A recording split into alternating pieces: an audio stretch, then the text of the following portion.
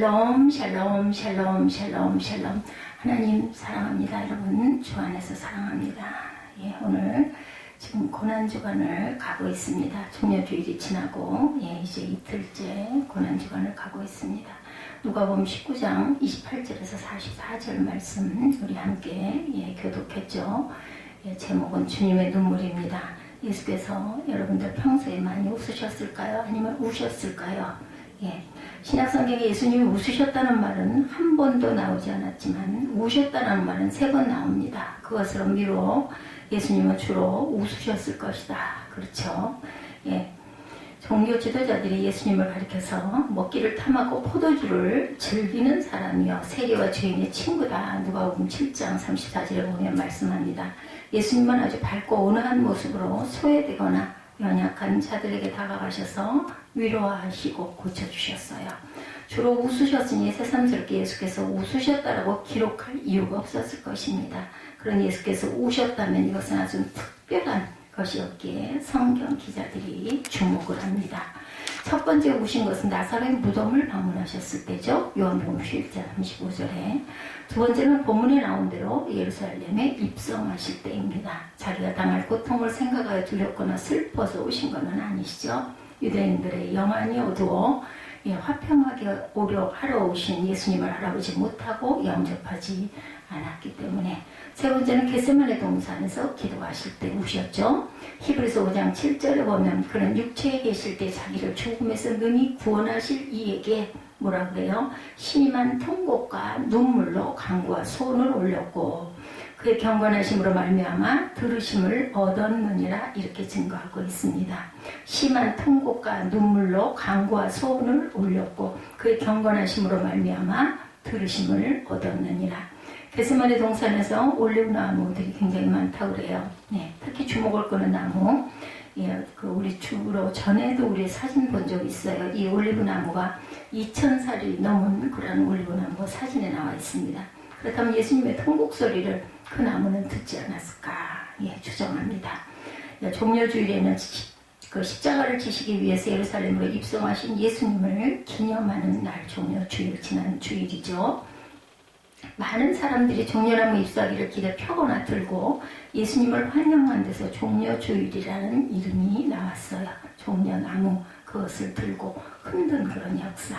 그러나 기쁨의 함성은 잠시뿐. 그때부터 예수님의 고난은 시작이 됩니다. 그래서 예수님의 고난을 묵상하는 고난주간이라고 하죠. 일주일 내내를. 그 기간 중 예수님이 십자가에 달려 돌아가신 날을 성금요일 곧 돌아오죠. 프라이데이. 한 주 동안 성경을 읽으실 때 특히 예수님의 수련과 관련된 부분을 많이 읽으시기 바랍니다. 굿 프라이데이 이렇게 증거하고 있습니다. 금요일. 각자의 신앙생활을 돌아보며 회개의 시간을 가질 뿐 아니라 가능하면 한 끼라도 금식을 하면서 주님의 고난에 동참하시기 바랍니다. 예수께서는 하나님의 때가 되어 갈릴리에서 요단강 동편을 통해 남쪽으로 내려가 베레아 지역으로 오셨고 요단강을 건너 여리고를 지나 감람산에 이르셨어요. 감람산은 예루살렘 동편에 위치해 있고 예루살렘 성을 한눈에 볼 수 있는 곳으로 예수님의 고난과 죽음을 앞두고 마지막 일주일을 보내신 아주 의미 있는 장소 감람산입니다. 예수님도 잡히시기 전날 밤에 기도하셨던 겟세마네 동산도 여기 있어요. 그리고 주님의 승천도 바로 이 산에서 감람산에서 일어납니다. 예수님과 그 제자들은 베다니에서 출발하여 벳바게로 가죠. 베다니는 주님께서 마르다와 마리아의 오빠인 나사로를 살린 곳입니다.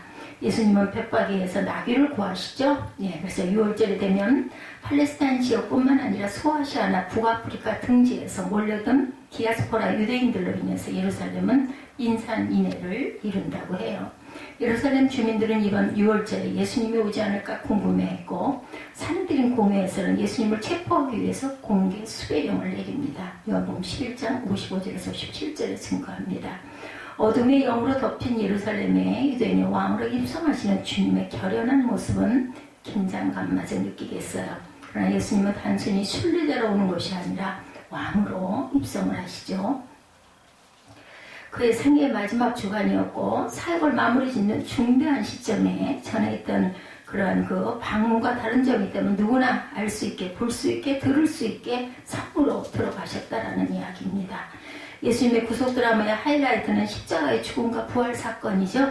예수님의 입성은 하이라이트의 시작을 알립니다. 예루살렘 입성이 28절에서 40절까지 앞서서 가시더라. 28절에 이렇게 증거하죠. 예수님은 아마도 여리고에 있는 삭개오의 집에서 아침 일찍 출발하셨을 거예요. 그래야 해가 지기 전에 예루살렘에 당도할 수 있었기 때문이겠죠. 예수께서 이 땅에 오신 목적은 십자가를 지심으로 우리를 구원하시려는 것이었는데 지금까지는 때를 기다리고 계셨던 거죠. 전에는 놀라운 능력을 행하면서도 그것을 비밀히 하기를 원하셨고 오병이어의 기적을 행하실 때 사람들이 자신을 왕으로 삼으려는 것을 아시고 피하시기도 하셨습니다. 산으로 가버리셨죠. 하지만 이제 때가 되었기 때문에 주저하지 않고 하나님의 뜻에 따라 제자들과 무리를 이끌고 예루살렘을 향해서 앞장을 서서 가십니다. 31절에 보면 두 제자를 맞은편 마을로 보내셔서 나귀 새끼를 끌고 와라 말씀하죠. 예수님은 어디에 아무도 타지 않은 나귀가 있는 것을 아셨다라는 거예요. 또한 누가 나귀를 푸는 것을 보고 이 이유를 물어볼 때 주께서 쓰시겠다라는 답변까지 제자들에게 가르쳐서 보냅니다. 두 제자는 예수님의 말씀대로 이루어지는 것을 보면서 크게 놀랐을 거예요. 그들은 나귀를 끌고 왔습니다. 그리고 나귀 위에 그들의 옷을 펴서 안장으로 삼고 예수님을 태우고 또한 자신들의 옷을 길가에 펴서 예수님이 지나가시도록 만들어요. 나귀 새끼를 타고 예루살렘에 입성하심으로 스가랴 9장 9절의 예언이 이루어진 거죠. 시온에 따라 크게 기뻐할지어다. 예루살렘에 따라 즐거이 부를지어다. 보라 내 왕이 내게 임하시나니 그는 공의로우시며 구원을 베푸시며 겸손하여서 나귀를 타시나니 나귀의 작은 것 곧 새끼 나귀다. 나귀 새끼라고 말합니다. 예수님께서 당시 용사나 왕이 전쟁에서 승리하고 개선할 때처럼 백마를 타신 것이 아니라 나귀 새끼를 타심으로 당시의 사람들이 생각하는 것과는 다른 모습, 다른 분임을 나타냅니다. 왕은 왕인데 무력으로 통치하는 그런 우리가 생각하는 그런 그 왕이 아니라 평화의 왕으로 겸손하게 오셨죠. 우리는 예수께서 예루살렘으로 들어와 놀라운 능력으로 자기들의 소원을 들어주실 것을 기대했어요. 그래서 호산나 하고 외쳤던 거죠. 기뻐하며 큰 소리로 하나님을 찬양했다. 37절에 제자들은 안장 대신 자기들의 겉옷을 나귀 새끼 위에 걸쳐놓고 그 위에 예수님을 태워드렸어요. 예수님의 나귀 새끼를 타시고 가실 때 제자들은 자기들의 겉옷을 길가에 핍니다. 마태복음 21장 8절에 보면 그때 무리의 대다수가 그들의 겉옷을 길에 폈더라 이렇게 말씀합니다. 왕이 가는 길에 사람들이 자기의 겉옷을 펴는 행위는 오래된 관습이었습니다. 이는 사람들이 왕에게 절대적으로 복종하겠다라는 하나님의 상징적인 그 하나의 상징적인 행위입니다. 하나님을 향한 그만큼 그들은 왕이신 예수님의 나라가 이제 임하게 되리라는 기대를 가지고 기대하라 개봉박도 두근두근하면서 온 목청을 높여가지고 호산나 다윗의 왕이시여 하고 외친 거예요. 예수께서 감람산 내리막길에 이르시자 제자의 온 무리가 예수님의 모든 능한 일을 인하여 기뻐하며 큰 소리로 하나님을 찬양합니다. 능하신 일이란 예수님의 공생의 기간 동안 행하신 일들, 복음의 선포, 병자들을 고치시는 것, 귀신을 쫓아내시는 축출, 죄인들을 영접하는 것들을 가리켜요. 능하신 일. 그들 중에 예수께서 여리고의 소경 바디메오를 고치신 것을 본 사람들이 있었을 것이고 베다니에서 죽은 나사로를 살리신 것을 본 사람들도 있었을 것입니다. 우리는 성전으로 올라가는 시편 118편 25, 6절과 천사들이 노래한대요. 2장 14절에 예수님을 찬양하죠. 그들이 찬양한 내용은 주의 이름으로 오시는 왕이여 하늘에는 평화여 가장 높은 곳에 영광이로다. 이는 예수님의 탄생이 있었을 때 하늘에서 들려오는 천사들의 찬양과 다르지 않습니다. 차이가 있다면 평화가 영광보다 먼저 나오고 땅에는 하나님이 기뻐하시는 사람들 중에 평화가 하늘에는 평화로 바뀌었어요. 이것은 땅에서 하나님의 백성 가운데 이루어져야 할 평화가 백성의 무지로 당분간 실현되지 않을 것을 예지합니다. 그들은 예수님을 가리켜서 주의 이름으로 오시는 왕이다 이렇게 부릅니다. 여기서 예수님을 왕이라고 묘사하고 있는 것은 예수님의 메시아라는 것을 인정하고 있음을 암시하죠. 당시 예루살렘은 로마의 압제를 당하고 있었어요. 사람들은 예수님의 로마를 물리치고 예루살렘의 정치적 해방과 사회적 안정과 경제적 번영을 주실 것을 고대했던 거죠. 그래서 그들은 종려나무가지를 흔들고 있었어요. 예, 청지순례들을 가면 그 길을, 그 흔적이 있던 길들을 꼭 들린다고 그러죠. 종려나무가지를 흔든 것이 예수님을 정치적 메시아로 보았기 때문이라는 겁니다. 그런데 예수님은 우리들이 기대한 것처럼 로마를 타도하기 위한 정치적 메시아로 오신 것이 아니라 죄와 사망의 권세에서 그들을 구원하기 위해서 고난받는 메시아로 오셨던 거죠. 그렇다면 종려나무가지를 흔들 것이 아니라 올리브 감람나무가지를 어쩌면 흔들었어야 되지 않았을까. 예, 어떤 교회당의 벽에는 예루살렘에 종려나무가지 대신에 감람나무까지 흔드는 것을 새겨놓은 곳도 있다고 합니다. 우리는 하늘의 평화를 땅에 가져다 줄 왕을 향한 자신들의 갈망을 표현하죠. 그렇지만 그 왕이 굴림이 아닌 죽음을, 영광이 아닌 수치를, 십자가의 선동이 아닌 섬김을 통하여 평화를 이룰 것이라고는 전혀 생각하지 못했어요. 제자들도 무리와 크게 다르지 않았습니다. 요한복음 12장 28절에 보면 처음에 제자들이 사건의 의미를 깨닫지 못하다가 나중에 주님께서 영광을 얻으신 후에 이 의미를 깨달았다고 합니다. 선생이여 당신의 제자를 책망하소서. 39절에 보면 예수님의 감람산에서 내려가실 때 온 무리가 기뻐하며 큰 소리로 하나님을 찬양하였어요. 그런데 어떤 바리새인들은 제자들이 예수님을 메시아라고 부르는 것을 참을 수가 없었어요. 그래서 신성모독이다라고 화를 내는 거죠. 그들은 사람들에게 지도자로서는 인정을 받았지만 하나님의 뜻과 시기를 제대로 분별하지 못하는 영적 소경들이었어요. 바리새인들. 선생이여 당신의 제자들을 책망하소서. 주님을 높이는 소리를 더 이상 듣지 못하겠다라는 뜻입니다. 이에 주님은 강한 어조로 대답하시죠. 자신의 말씀을 강조하시기 위해서 내가 너희에게 말하노니 이렇게 말씀합니다.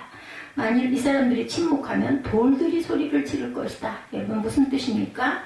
사람들이 예수님을 찬양하며 경배하지 않는다면 그들을 대신해서 돌들이라도 소리를 지르면서 예수님을 찬양하고 경배할 것이란 뜻일까? 그것은 그들이 받게 될 심판을 가르치는 것입니다. 그것이 아니라 돌들이 소리를 지른다는 것은 돌들이 예수님을 찬양하는 뜻이 아니라 심판에 관련된 말씀입니다. 하박국 선지자는 바벨론에게 내려질 심판에 대해서 선포합니다. 하박국 2장 11, 2절이죠. 담에서 돌이 부르짖고 집에서 들보가 응답하리라. 피로 성읍을 건설하며 불의로 성을 건축하는 자에게 화가 있을진저 이렇게 얘기합니다. 담에서 돌이 부르짖고 집에서 들보가 응답한다라는 거죠. 내려질 심판에 대해서 피로 성읍을 건설하며 불의의 성을 건축하는 자에게 화가 있을 것이다. 바벨론 사람들이 남들을 죽이며 약탈한 것으로 자기를 성읍을 지었어요. 예, 그리고 그들이 성벽을 쌓는데 사용한 돌들은 한마디로 죄악의 상징이었다는 거죠. 그 돌들은 부르짖으며 계속해서 그들의 죄악을 성토한다는 것입니다. 그 결과 바벨론은 하나님의 심판을 받아 멸망하고 말죠. 예, 그리고 또한 돌들이 부르짖으면서 바벨론의 죄악을 드러내었던 것 같이 돌들은 소리 지르며 예루살렘의 불신앙을 성토할 것이라는 것입니다. 그 결과 바벨론 심판을 받아 멸망한 것처럼 예루살렘도 심판을 받아 멸망하게 되리라. 이렇게 호세아가 부르짖은 거죠. 예, 41절에서 44절에 보면 가까이 오사 성을 보시고 우시고 라고 얘기하고 있죠. 44절에. 예, 그리고 또 너와 네 가운데 있는데 자식들 땅에 메어치며 말합니다. 예, 돌 하나도 돌에 남지 아니하려 이는 내가 보살핌 받은 날을 내가 알지 못함이라 말씀하죠. 예, 그래서 우셨다라는 거죠. 41절부터 다시 한번 가까이 오사 성을 보시고 우시며 이르되 너도 오늘은 평화에 관한 일을 알았더라면 좋았을 뻔하였거니와 내 눈에 숨겨졌도다 이렇게 한탄하십니다. 날이 이를지라 내 원수들이 토등을 쌓고 너를 둘러 사면으로 가두고 너와 네 가운데 있는 네 자식들을 땅에 내어치며 돌 하나도 돌 위에 남기지 아니하리니 이는 내가 보살핌 받는 날을 아직 알지 못함이니라.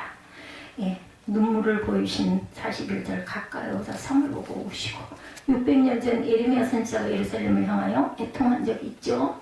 예루살렘아 너를 불쌍히 여길 자 누구며 너를 곡할 자 누구며 돌이켜 내 평안을 물을 자가 누구뇨.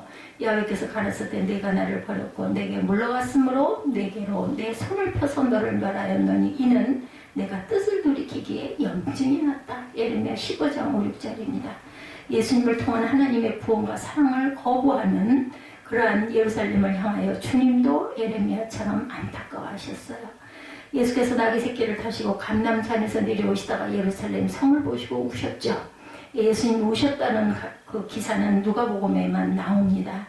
우셨다는 말은 통곡하고 애통한 것을 뜻하고 있습니다. 시몬 베드로는 예수님을 3번 부인한 뒤 밖에 나가서 이와 같이 울죠. 예수님 우셨다는 자리에 세워진 눈물교회입니다. 예수님은 너도 평화에 관한 일을 알았다면 좋을 뻔하였다라고 하시면서 탄식하셨어요. 너는 예루살렘 성을 가리킵니다. 너도 평화에 관한 일을 알았더라면 예루살렘 성아 너도 평화에 관한 일을 알았더라면 좋을 뻔하였다. 예루살렘은 예수님이 가져오시는 평화에 관한 일들에 대해 알지 못했다라는 것이죠. 예수님은 당신을 통한 하나님의 구원과 사랑을 거부한 예루살렘 성이 장차 멸망당할 것을 아셨던 것입니다. 이는 내가 보살핌 받는 날을 알지 못함으로 인함입니다. 예수님은 예루살렘을 보살피시며 그곳 사람들에게 구원 베풀기를 원하셨어요. 그러나 그들은 예수님을 배척하고 도리어 십자가에 못 박아 죽입니다. 그 결과 예수께서 예언하신 예루살렘의 종말의 날이 문자 그대로 이루어지죠. 서기 70년에 티투스 장군이 이끄는 로마 군대가 토성을 쌓고 예루살렘 성을 포위했을 때 당시 유월절을 지키기 위해서 각지에서 모여든 100만 명이 훨씬 넘는 유대인들이 성 안에서 기근과 질병으로 죽고 성전을 포함한 모든 건물은 불태워지고 맙니다. 특히 성전 기둥과 내부를 금으로 장식해 놓았는데 불에 태우니 금이 녹아서 틈새로 흘러 들어갔어요. 로마 군인들이 그 금을 찾으려고 불타버린 조각들을 다 헤쳐놓았다고 합니다. 그 결과 예수님의 예언대로 돌 하나도 도리에 남지 않고 철저하게 파괴가 되는 거죠. 구원을 위하여 이 땅에 오신 주님을 영접하지 않으면 하나님의 심판을 피할 수가 없습니다. 지금 예루살렘 그 올드시티에 위치한 웨스턴 우엘이라는 통곡의 벽, 여러분들 아마 여러 번 보셨을 거예요. 거기 이스라엘이 1948년에 건국가 있을 때 예루살렘의 서쪽은 이스라엘이, 동쪽은 요르단이 통치를 했다고 하네요. 1967년 중동 지역에서 6.1 전쟁이 일어났을 때 이스라엘의 군수부대가 제일 먼저 점령한 것이 동쪽 예루살렘. 성벽을 보면 당시 총격전을 벌인 흔적들이 지금도 남아있다고 합니다. 티도 장군이 로마의 파워를 과시하기 위해서 성벽 전부를 허물지 않고 일부를 상징으로 남겨두었다고 하죠. 로마에 대항하는 자들은 파멸에 이른다는 것을 경고하기 위함이었습니다. 남겨진 성벽은 488m인데 현재 남아있는 부분은 57m 정도 사진으로도 많이 비춰집니다. 나머지는 지하에 묻혀있는데 대부분 발굴이 되었고 지금은 아랍 사람들이 그 위에 살고 있죠. 수많은 유대인들이 그 통곡의 벽에서 하나님께 기도를 드립니다. 지금도 남자와 여자가 함께하지 않도록 그 모든 것들이 그 중간에 담을 딱 막아서 세워놓고 각자 여자는 오른편, 남자는 왼편 이런 식으로 기도를 하고 있다고 그래요. 이 벽에 가려면 건물을 통과해야 되고 남자들은 그 모자, 머리에다가 모자 같은 것을 써야 했다고 그러죠. 벽 틈새에 기도문을 수없이 꽂아 놓습니다. 검은 모자를 쓰고 검은 옷을 입은 사람들은 종교인들, 이스라엘 남자의 10%를 차지하는데 그들은 군대에 가지 않고 나시린처럼 종교 활동만 하는 골수 유대인들이기도 하다고 그래요.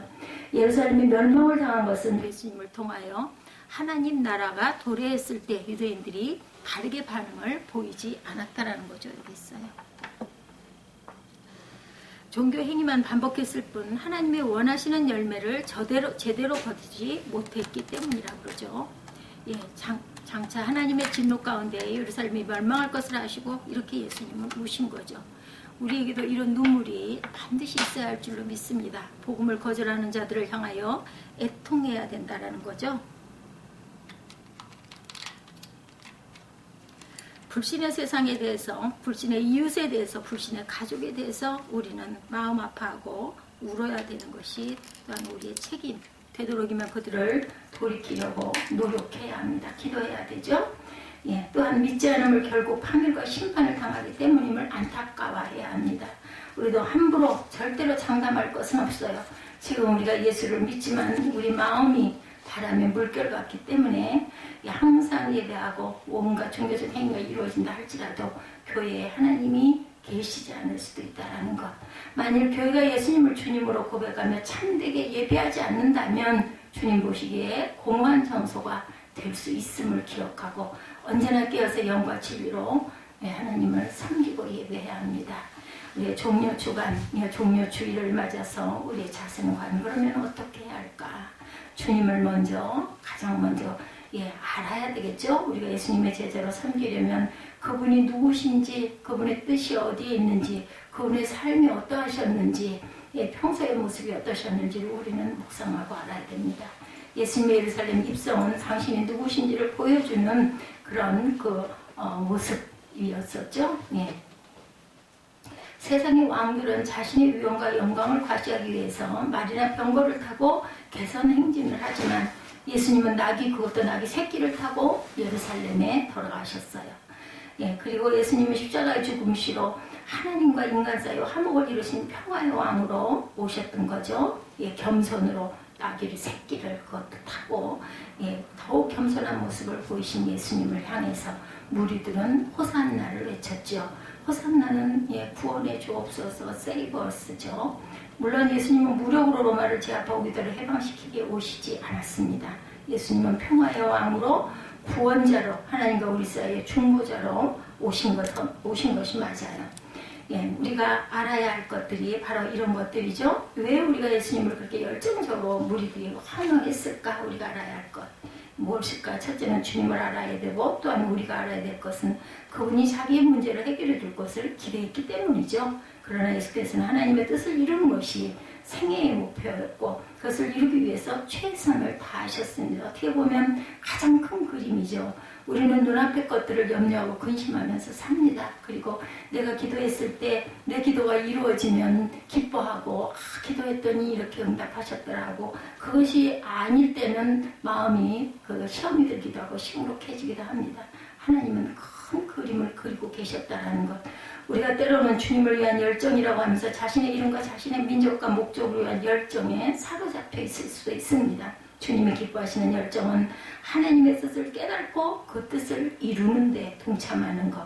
예수님 우리 때문에 고난을 당하시고 우리 때문에 십자가를 지셨어요. 그렇다면 우리도 자기 십자가를 지고 예수님을 당연히 따라야 되겠죠? 하나님의 긍휼하심을 입은 것을 감사하며 지극히 작은 것에도 충성하는 저와 여러분들이 되셔야 할 줄로 믿습니다. 정죄가 아닌 용서의 심정으로 이웃을 사랑하며 주의 이름으로 다시 오실 그분을 사모하며 교회를 섬기고 예배해야 합니다.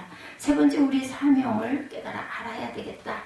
예수님이 예루살렘에 들어갔을 때 그를 돕는 자들이 있었어요. 나귀 새끼의 주인의 이름은 성경에 나타나지 있지는 않지만 주님이 쓰시겠다고 하니까 기꺼이 내어놓습니다. 제자들은 비록 땀에 찌든 겉옷이었지만 주님을 위하는 마음으로 겉옷을 벗어서 나귀 새끼 위에 얹어 안장을 대신하고 길에 펴기도 했어요. 예수님은 나가는 길에도 자기들 겉옷을 벗어 깔아놓습니다. 십자가를 통한 구속 사역이란 엄청난 사건의 배후에 보이지 않는 작은 헌신들이 있다라는 것. 우리의 작은 섬김이 모아져서 이루어갑니다. 우리가 가진 모든 것은 다 하나님의 것이고 우리는 주신 것들을 맡아서 관리하는 청직이라는 사실을 또한 알고 가야 합니다. 헌신의 동기는 주께서 쓰시겠다 한마디로 충분했어요. 우리의 시간과 달란트와 물질을 기꺼이 드리며 주님과 다른 사람들의 필요를 자발적으로 채울 줄 알아야 하며 순종에 대하여 하나님은 반드시 상급을 베푸신다는 것을 잊지 말아야 합니다. 죄로 인하여 죽을 수밖에 없는 인생, 잃어버린 영혼들을 구원하기 위해서 하나님의 뜻에 전적으로 순종하는 주님의 모습이 얼마나 아름다운지 이 사순절 마지막 종료 주간을 가면서 우리가 묵상합니다. 예수께서 보여주신 모습이 우리의 사명과 연결되어야 합니다. 그분이 보여주시는 온전한 사랑으로 인하여 우리는 자신을 드릴 줄 알아야 되겠죠? 시편 118편 17절에 시편 기자는 깨닫고 고백합니다. 내가 죽지 않고 살아서 야훼께서 하시는 일을 선포하리라, 이렇게 고백합니다.